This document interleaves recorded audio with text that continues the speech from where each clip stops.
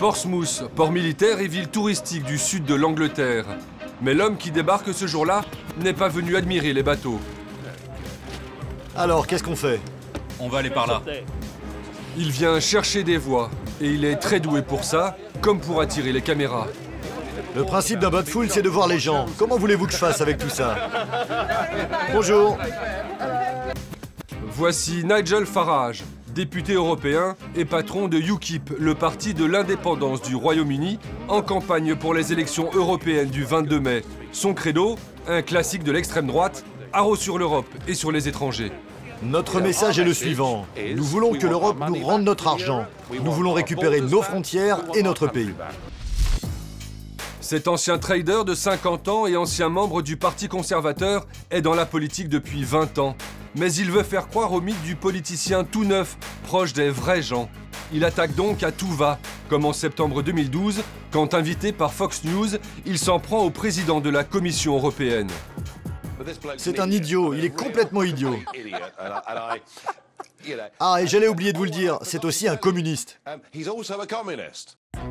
Ça fait beaucoup rire le journaliste américain, mais Farage n'est pas toujours drôle. Il est parfois très violent dans ses propos.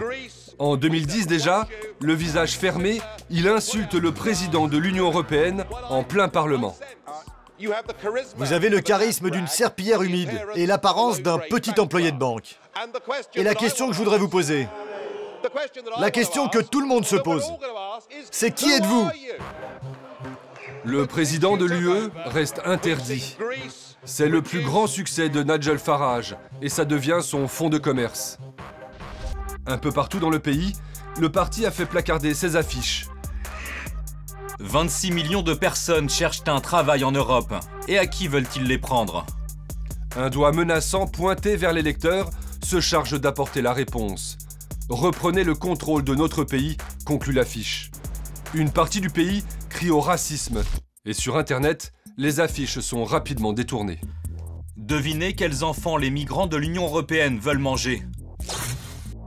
Les Roumains ont de plus gros pénis que vous, et ils peuvent redonner le sourire à votre femme. Dites non à l'immigration de masse. Nous retrouvons Farage dans les rues de Portsmouth pour constater que la campagne anti-immigration fait mouche ici. Je suis anglais, vous savez. Je suis né ici et j'en ai marre qu'on nous prenne nos emplois. Farage boit du petit lait, mais il n'aime pas qu'on l'associe à l'extrême droite. Certains disent que votre campagne est raciste. Ils disent ça? Très bien. C'est complètement faux. Ce n'est qu'une question de chiffres et de ressources. Ce n'est pas du racisme. Nous sommes en faveur d'une immigration contrôlée.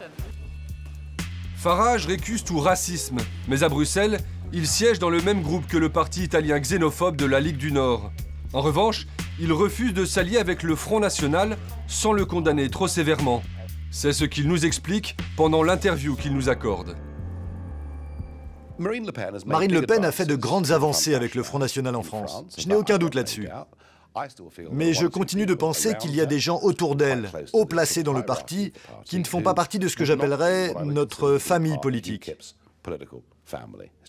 Ils sont racistes?